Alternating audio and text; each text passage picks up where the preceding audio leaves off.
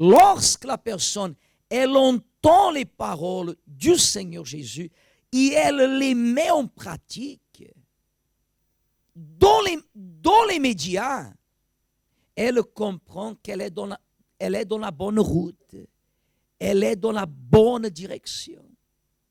Quand la personne, elle accepte Jésus dans les médias, elle n'a pas de doute. Dès qu'elle accepte Jésus, elle sait qu'elle va affronter des luttes, mais il n'y a pas de marge d'insécurité, de doute, parce que Jésus en elle a fermé sa pensée. Elle est ferme. Cependant, si la personne, elle accepte une religion, elle change de religion, si elle adhère à une idéologie, qui peut même utiliser la Bible, mais qui a des doctrines à elle-même.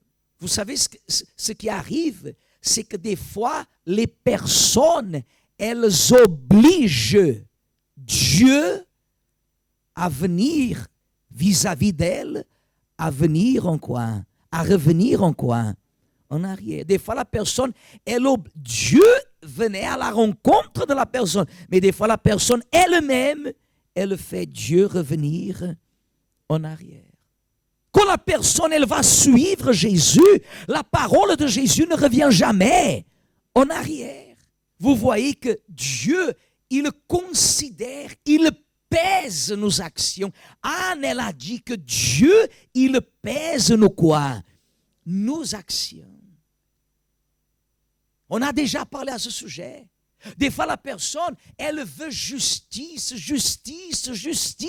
mais la façon qu'elle agit n'est pas compatible. Si ma façon d'agir, elle est juste, c'est impossible que la justice de Dieu, elle ne s'accomplisse pas. J'ai bien dit la justice et pas la vengeance.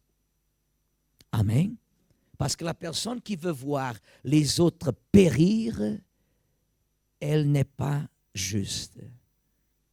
Si en vous, il y a un minimum de désir de voir quelqu'un souffrir pour qu'elle paye vis-à-vis du mal qu'elle vous a fait, ça, ce n'est pas la justice. Ça, c'est, comme on a déjà parlé, manque de quoi? De délivrance. Ça, ce n'est pas justice. Dieu pèse nos actions. Dieu, il pèse. Il pèse. Vous voyez la personne qui n'a pas le Saint-Esprit, elle n'est pas baptisée du Saint-Esprit. Elle est célibataire, mais elle n'a pas le Saint-Esprit. Elle a besoin de trouver un homme. Elle travaille, elle gagne bien sa vie, elle gagne 2000, 3000 euros, je ne sais pas. Elle est célibataire. Elle veut trouver un homme, ou il veut trouver une femme, mais elle n'a pas le Saint-Esprit. Elle vient à la thérapie de l'amour, c'est très bien. Mais son âme, elle crie auprès de l'Éternel parce que son plus grand désir, c'est d'avoir le quoi? Le Saint-Esprit. Elle va dormir, elle est délivrée, elle va dormir, elle dort bien, elle se lève le matin, la première chose, Seigneur, ce que je veux le plus, c'est quoi? C'est ton esprit.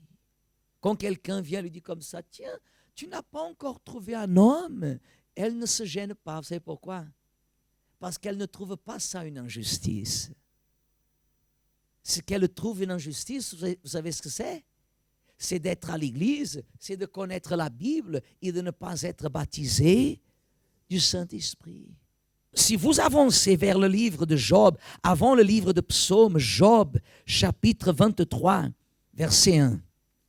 Job prit la parole et dit, maintenant encore,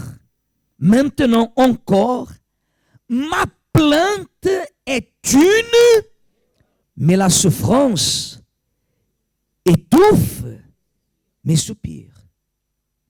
Oh, si je savais où le trouver, Si je pouvais arriver jusqu'à son trône, verset 4, je plaiderais ma cause devant lui. Je remplirai ma bouche de quoi? D'arguments. Voyez, Église? Je remplirai ma bouche de quoi? C'est pourquoi?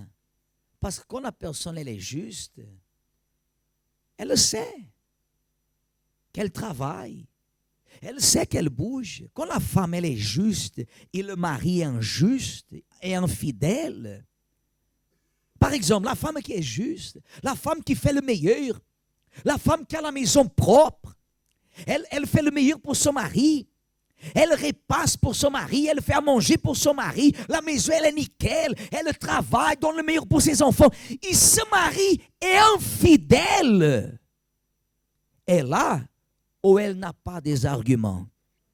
Mais maintenant, le mari est infidèle, mais elle ne fait rien à la maison. Elle ne prend pas soin des enfants. Le mari n'a jamais les vêtements, ni lavé, ni repassé. La maison, c'est une véritable catastrophe. Est-ce qu'elle a des arguments? Mais quand elle est fidèle, elle a des quoi? Quand elle est juste, elle a des quoi? Job, il avait des quoi? Des arguments. Quand vous agissez, et moi nous agissons, dans cette conscience que nous vivons par la foi, ça c'est la différence. C'est que là, par exemple, vous dites, vous dites comme ça, par exemple, vous dites, évêque, mais j'ai tellement de failles, j'ai commis des erreurs dans ma vie, oui. Mais qui n'a jamais commis? Mais il y a ceux qui sont en train d'affronter une injustice et qui se disent, non, je sais que je ne suis pas parfait, mais j'emploie toutes mes forces pour être juste devant qui? Devant Dieu. Je fais ce qu'il faut. Quand la personne, elle a cette conscience, et elle agit par sa foi, et surtout, elle fait du Saint-Esprit son tout, la raison de sa vie, la raison de son existence. Elle considère la plus grande injustice de sa vie, l'absence de la présence de qui? De Dieu. Elle fait du l'absence du Saint-Esprit, c'est la plus grande injustice. Elle montre à Dieu, c'est fini. Plus jamais le diable pourra la vaincre dans les luttes, les circonstances qu'elle va devoir affronter. Ils sont des personnes qui demeurent toujours comment? Fermes. Pourquoi? Parce que la foi, elle se renouvelle dans le poids de la justice.